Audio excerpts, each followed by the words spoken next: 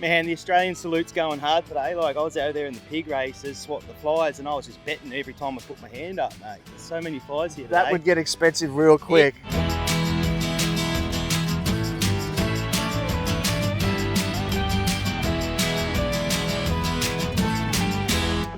Hey folks, Ben from Spoken Hot Confessions here, day 2 at Kangaroo Valley.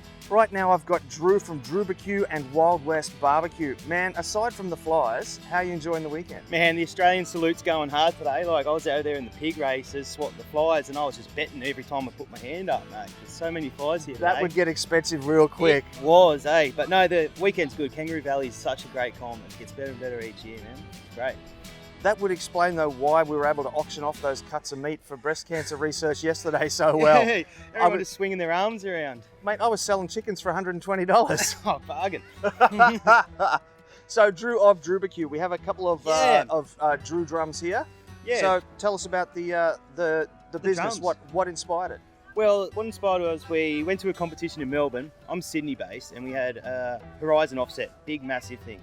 We didn't want to lug it around, so we decided to buy a gateway drum smoker, which then got stuck in customs, and we didn't have it ready in time. Oh no. So I built some UDS smokers, and we built 2 of them. We went down to Melbourne, competed in the KCBS competition, unpainted, uncooked on, untested, untried, and we took a trophy home on both. Oh, nice. So we got 4 for pork and 4 for brisket. And I was like, these are cool. So now we had 2, and then a friend says, can you make me one? And the list went on from there. And so this is one that I've made for the team behind me, Rub and the Fat. This is one of the first ones. This one's called Delilah. It's got a floating hinge, which is a little bit different to some of the other ones you can see. So the lid actually completely comes off. Oh, okay, yep.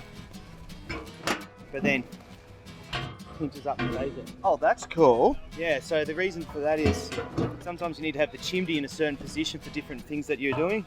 That allows you to do that because it's not actually attached to the drum. Oh, very cool.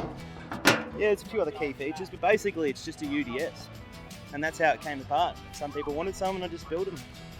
Easy as.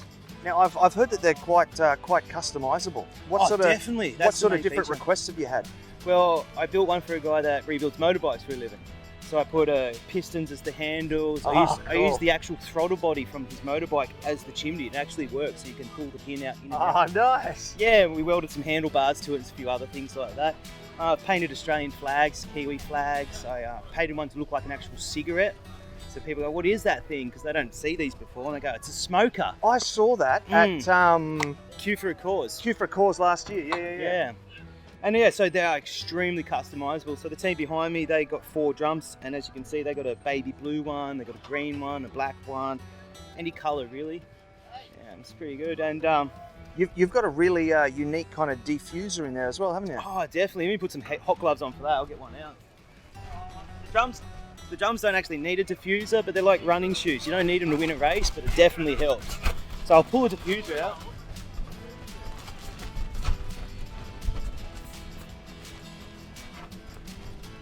This is cool. I didn't think we're actually going to get to see one. This is awesome. Yeah. So basically, this just sits down in the bottom of the drum, and as the heat rises, convection heat causes it to rotate. With an ugly drum smoker, the firebox is centrally situated, so the food in the center of the grate is going to cook or brown quicker than the outside.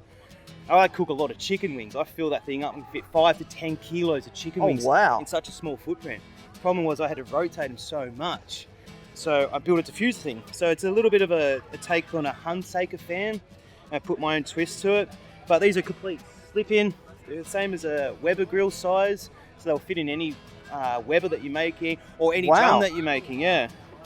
So I sell them on my Facebook page, Dru-B-Q, and all the parts too. All the parts are bolt-on, so it's not just you buy the drum. You can find a drum wherever you want, buy the parts, and do a father-son thing together, or build them with your mate. So actually, the pipes and everything you could see that I use are all bolt-on, so you can do it yourself. Yeah. Save yourself some dollars. Yeah. I love this idea that sort of creates that spiral of heat and smoke coming up through the drum. Yeah, they sort of already do that anyway, depending on where you put inlets, but this just helps it do it even better.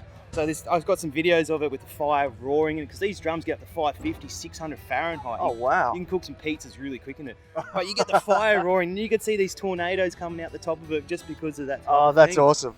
Yeah. So what's coming up for you for 2020? Some new products are coming out. I've got a rotisserie thing that I'm trying to get out there, which is actually 4 shelves that rotisserate around like a carousel. Oh, wow. And that would be just a sleeve that you could just drop on top of the drum that you already have.